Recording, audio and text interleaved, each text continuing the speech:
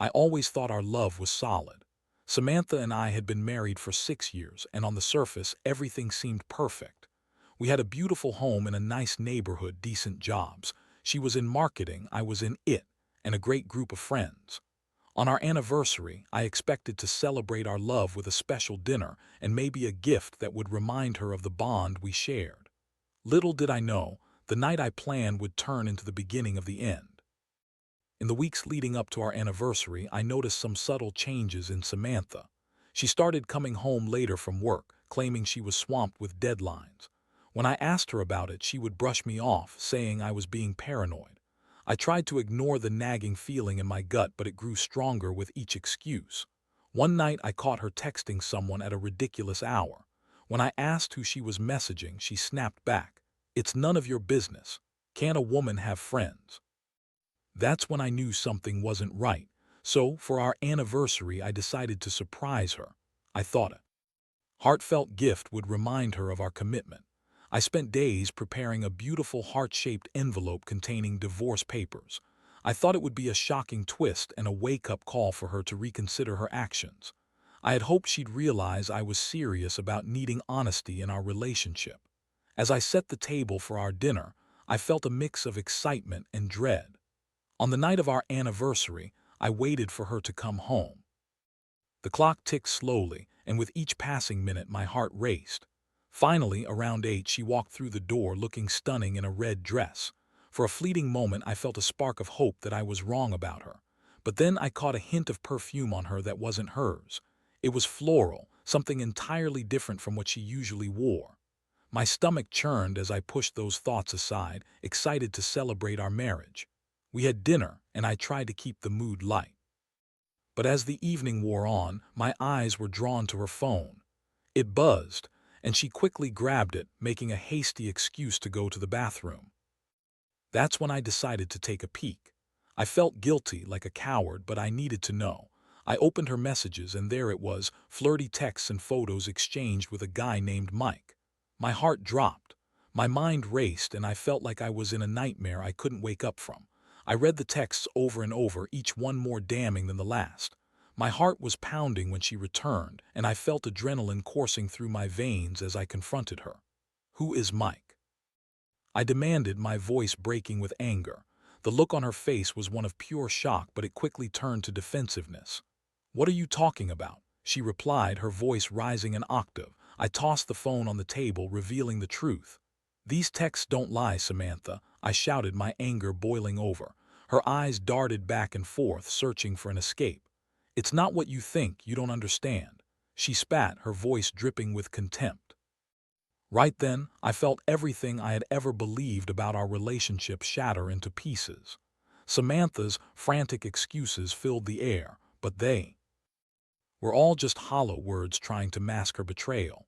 I couldn't believe I was sitting there, watching the woman I had loved for years turn into a stranger right before my eyes. As the reality sank in, I felt an overwhelming mix of rage and heartache. How could she do this? How could she betray everything we built together? As I processed the whirlwind of emotions, I felt an unexpected wave of clarity wash over me. I realized I needed to take charge of my feelings rather than be swept away by her lies. My heart ached, but I wasn't going to let her manipulations win. I was done with the excuses, the half-truths, and the deception. The night was far from over, and I knew I had to make a decision that would change everything. What would I do next? The confrontation left me reeling. Samantha's face twisted as she tried to weave a web of excuses, but I wasn't in the mood to listen. "He's just a friend," she claimed, her tone dripping with insincerity. "You're overreacting. We were just having fun, and it didn't mean anything." I watched as the confidence she usually exuded crumbled into desperation. Every word she uttered felt like a dagger to my heart. I had invested so much into our relationship, trusting her implicitly. And yet here she was, trying to downplay the gravity of her betrayal.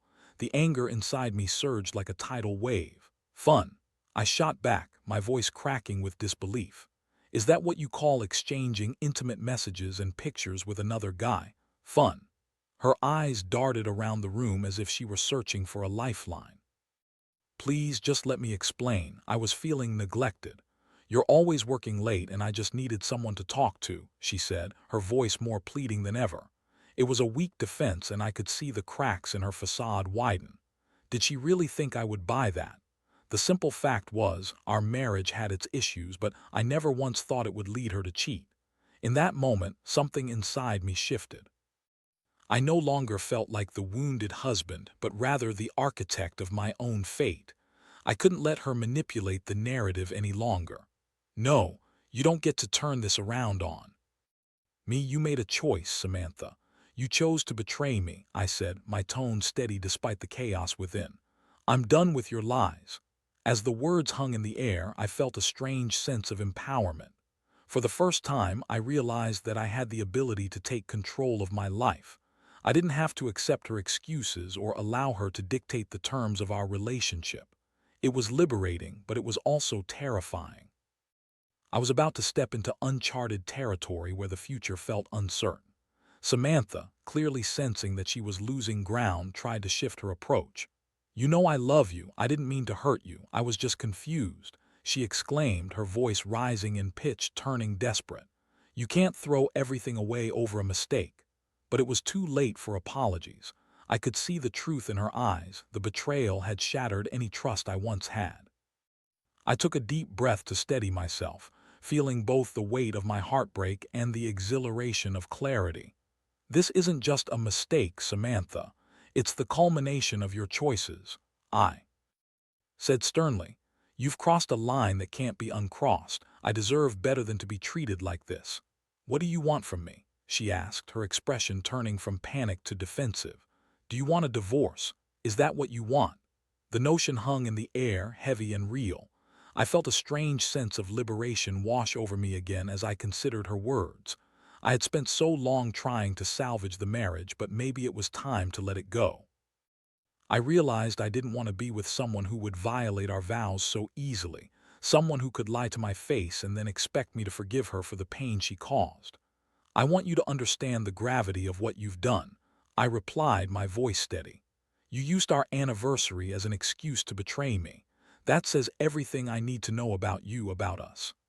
As I said those words, I felt a weight lift off my shoulders. I was tired of being the one to hold everything together while she tossed aside our commitment without a second thought. I could see her expression change as she began to realize that I was serious. I was no longer the husband she could manipulate. I was a man who was ready to take charge of his own life. Her eyes glistened with unshed tears, but I couldn't afford to feel sorry for her. I had to focus on my own emotional journey.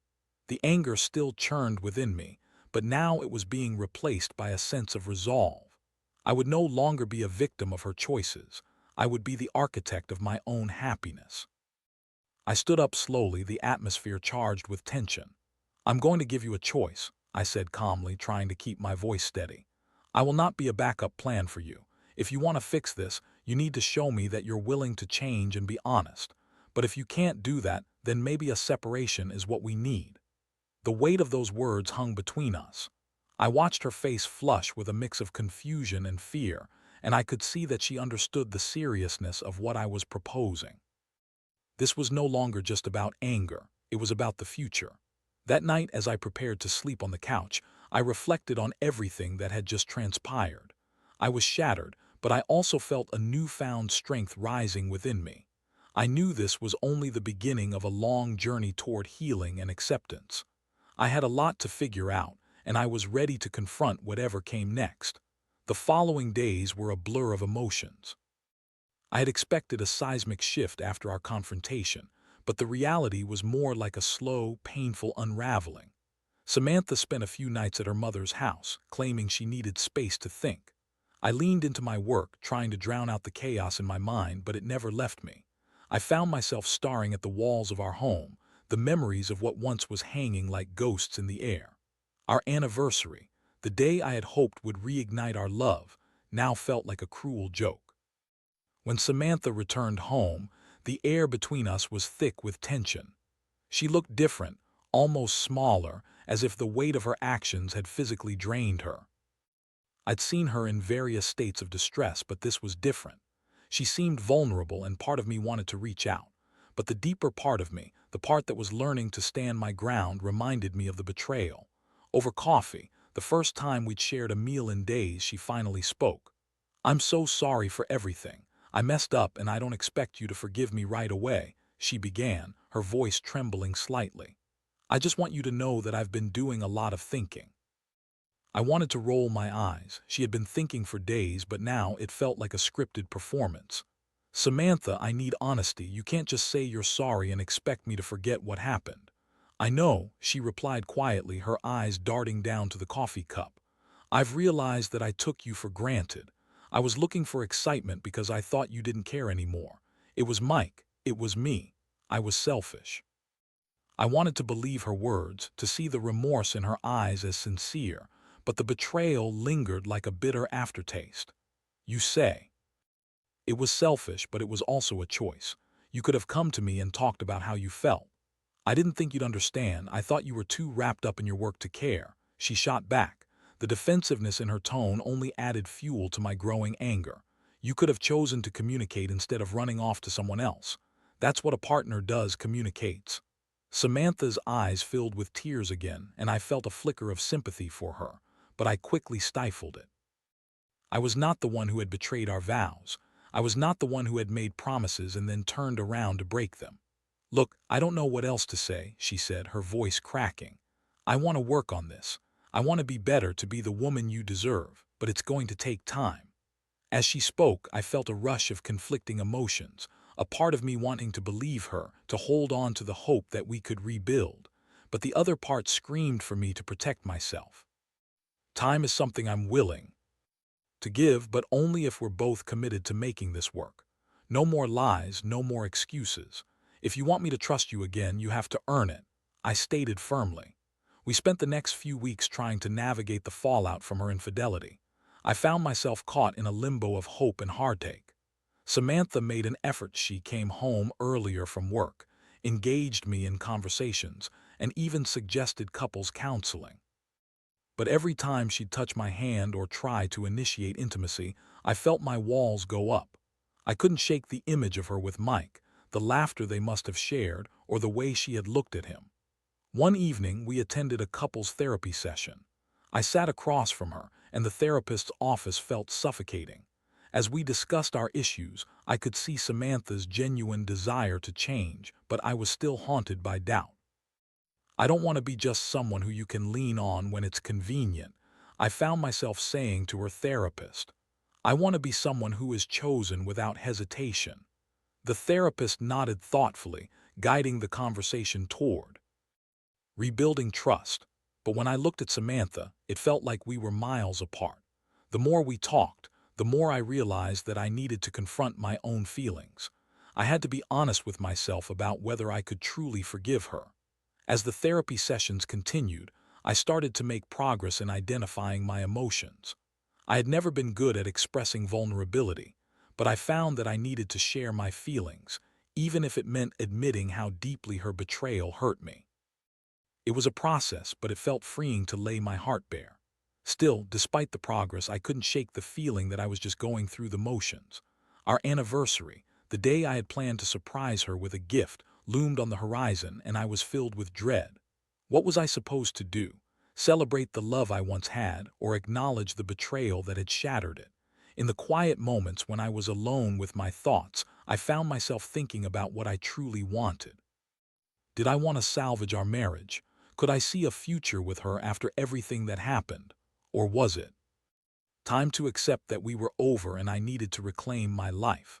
The weight of those questions pressed down on me, but I knew I had to find clarity. The time for decisions was approaching, and I had to prepare myself for whatever outcome lay ahead. Would I choose to forgive, or would I choose to walk away? The answer felt like a looming shadow, one that I would need to confront sooner rather than later. As our anniversary approached, I felt a whirlwind of emotions.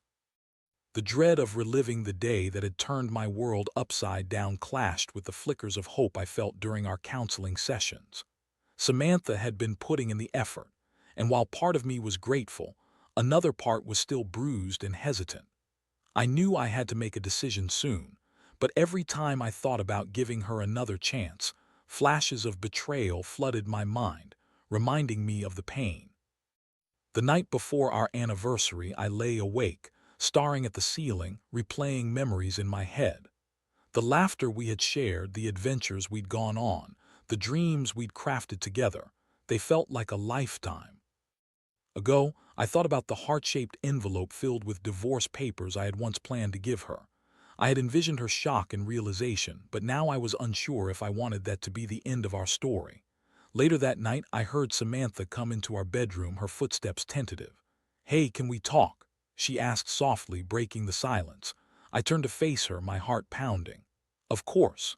Samantha sat on the edge of the bed, her hands clasped in her lap. "I know things have been tough between us, but I want you to know how much I care. I've been thinking a lot about our future, especially after everything that has happened." I raised an eyebrow, curious but guarded. "What are you thinking?" "I want to start fresh. I want to do all the things we used to love together, and I'm willing to be open and honest about everything. I just want another chance," she said, her voice trembling. Her sincerity struck me, but I couldn't help feeling skeptical. "Starting fresh sounds nice, but it doesn't erase what you did, Samantha.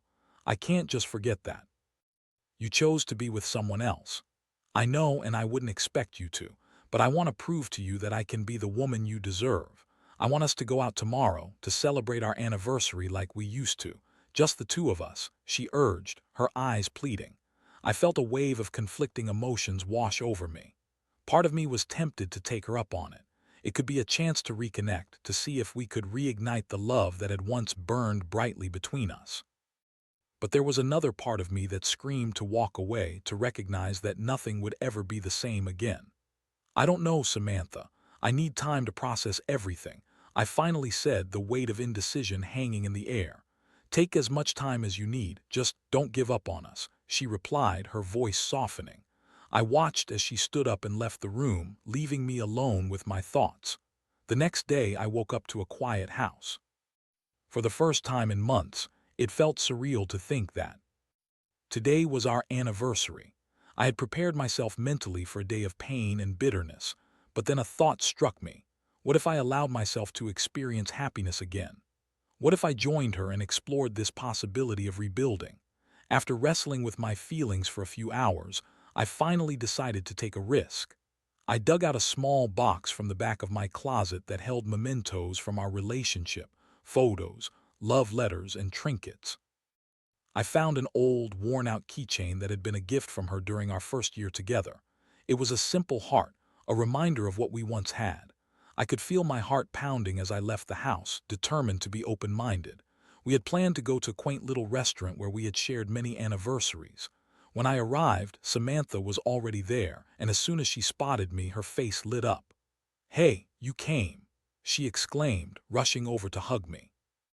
I returned the embrace, feeling a mix of warmth and apprehension. We sat at a table by the window, and for a brief moment it felt like old times.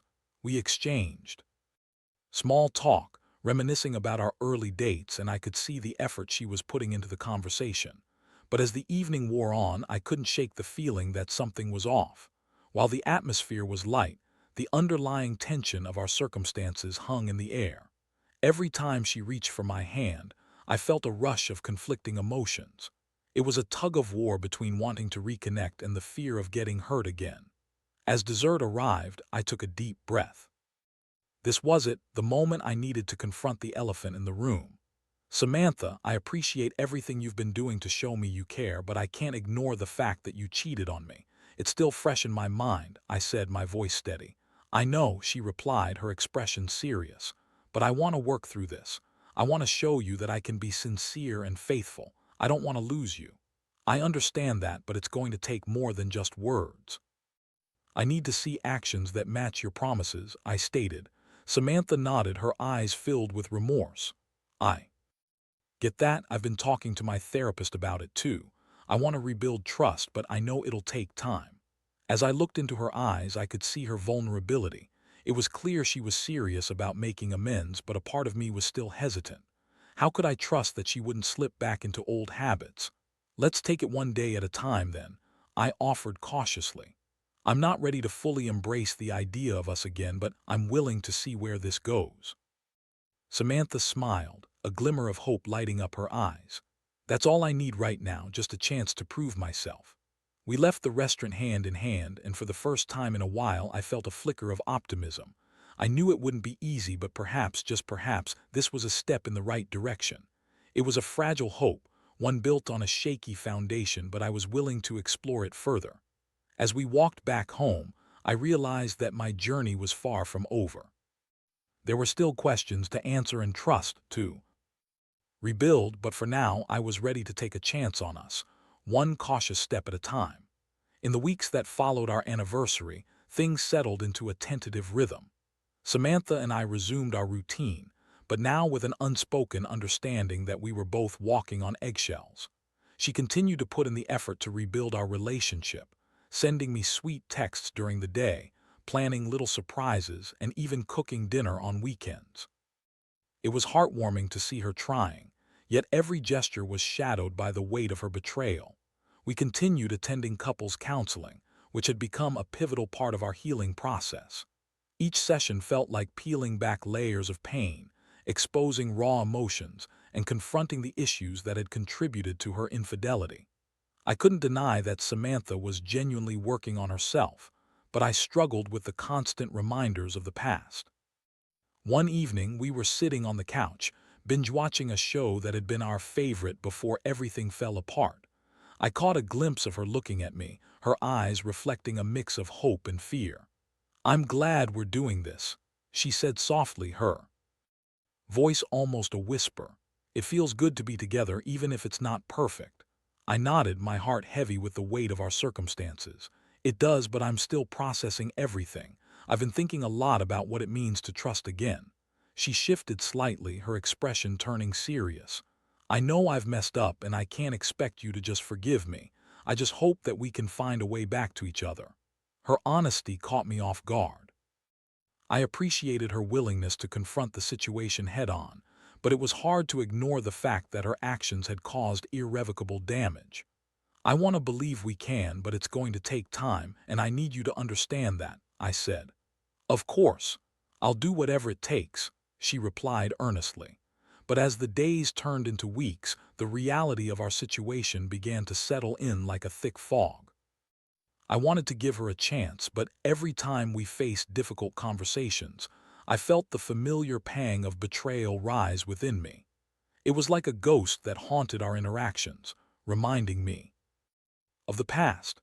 Then came the night when everything changed again. We were out at a bar with friends, a rare outing that had been planned weeks in advance. I thought it would be a good distraction for both of us.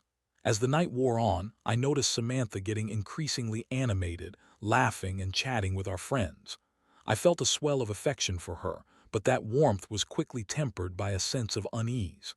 As the clock struck midnight, I excused myself to the restroom. When I returned, I found her sitting at the bar, engrossed in conversation with an old friend named Jake. I had met Jake a few times, but I hadn't realized how close they had been in the past. As I approached, I noticed the way her laughter bubbled up so freely, the kind of laughter that felt intimate. In that moment, jealousy clawed at my insides, and I couldn't shake the feeling that the past was about to repeat itself. For the rest of the evening, I felt a growing sense of discomfort. I watched as Samantha and Jake exchanged playful banter and shared inside jokes. Every laugh, every light touch ignited the fear I had been trying to push aside. I didn't want to be the paranoid husband, but my mind raced with thoughts of her past betrayal. Was she slipping back into old habits? I tried to keep my cool, but when Jake leaned in closer to her, whispering something that made her giggle, my patience snapped. "Samantha, can we talk?" I said firmly, my voice edged with tension. She turned to look at me, surprise flashing across her face. Okay," she replied, glancing back at Jake with a mix of confusion and irritation. We stepped outside into the cool night air, away from the laughter and noise of the bar. "What the hell was that?" I demanded, feeling the anger boil over. "You were flirting with him." "What? No, we were just talking," she protested, her voice rising defensively. "Talking? It looked like you were having a grand old time. Do you even realize how that looked to me?" I shot back, frustration seeping into my tone. She stared at me, her expression shifting from surprise to anger. "You're overreacting. I can talk to my friends without it meaning anything. Maybe. You can, but after everything that's happened, I can't just sit back and watch you act like everything is fine. I retorted, my pulse racing. I can't believe you're pulling this on me. I'm trying to make this work and you're just going to throw it back in my face. Her voice trembled and I could see the hurt in her eyes. I'm not throwing it back in your face, but you have to understand how hard this is for me. You betrayed me once, and now I see you with him, and it triggers everything. I felt raw and exposed, but I needed her to understand. She stepped back, her expression softening. I didn't mean to make you feel that way. I promise I'm not interested in Jake like that. I'm with you. The sincerity in her voice made me pause, but the doubt lingered. You need to realize that trust is fragile, Samantha. It doesn't just come back because you want it to, I said quietly. I know. That's why I'm here with you. I want to make this right and I'm willing to put in the work. She replied, her voice steady. Just then, the weight of the moment washed over me. I realized that I had a choice to make. I could either allow the past to suffocate our chances of a future or choose to fight for what we had built together. I want to believe you, I finally said, my voice softer now. But you have to understand that it's going to take time. I need to see that you can handle your boundaries with your friends. I can't go through this again. Her eyes glistened with tears as she nodded. I promise. I'll be more careful. I want to show you that I can be that person for you. As we stood outside the bar, the night air felt heavy with unspoken promises. I could feel the tension between us ease slightly, but I knew that the road to rebuilding would be long. Our relationship had been shaken to its core, and while I was willing to put in the effort, I recognized that it would take time, patience, and an unwavering commitment from both of us. We returned inside, and I felt a renewed sense of determination. This journey was our own, and I was ready to face whatever came next together. But in the back of my mind, I knew that I still had to guard my heart, even as I opened the door to the possibility of healing. As the weeks turned into months, Samantha and I continued to navigate the fragile landscape of our relationship. Each day felt like a delicate balancing act, an ongoing struggle between vulnerability and the instinct to protect myself from further betrayal. But with every passing moment, it became increasingly clear that we were both committed to forging a new path together. We placed more emphasis on open communication and attending therapy sessions, which became a safe space for airing grievances and fostering understanding. I learned to voice my insecurities, while she worked to demonstrate her commitment to rebuilding trust. There were moments where the past crept back in, and I found myself grappling with doubt. Still, the effort she put in began to melt the icy walls I had built around my heart. One evening, as we sat on the couch together, I turned to her. You know, there are times when I still think about what happened. It's hard to forget, but I'm trying to push through, I admitted, my voice tinged with sadness. I understand. I think about it too, she replied softly. But I want to assure you that I'm all in. I've learned so much about myself through this process, and I can't change the past, but I want to be part of a better future. I felt a warmth in my chest as her words settled in. We had come a long way from that chaotic night of betrayal, but I knew we still had miles to go. The journey wasn't just about fixing what had been broken. It was about reshaping our identities as individuals and as partners. As we continued to explore this new dynamic, I noticed subtle changes in our relationship. The laughter that had once echoed through our home began to return, albeit cautiously. We started revisiting places that held fond memories, slowly reclaiming those spaces that had been tainted by hurt. Each outing felt like a small victory, a step toward healing. But it was during one of our therapy sessions that I felt a profound shift. As we discussed our progress, the therapist encouraged us to focus on building a strong foundation for the future. You both have shown incredible courage to confront your feelings, and that's key to moving forward, she said. Trust isn't built overnight. It's a gradual process, and you're both on the right track. As we left the session that day, I felt an overwhelming sense of hope. I realized that while I was still grappling with my own insecurities, the journey we were on was worth it. I had learned to be more open and honest about my feelings, and Samantha had taken charge of her own growth. One night, as I sat down to write in my journal, I reflected on everything that had transpired. I had gone from the shock of betrayal to a place of cautious optimism. I thought about how I had felt when I first discovered the texts, the devastation of realizing that the woman I loved had chosen to betray me. But here I was, standing at the precipice of a new chapter. As I closed my journal, I made a deliberate choice. I would no longer let fear dictate my actions. I would embrace vulnerability and trust that Samantha was genuinely committed to our relationship.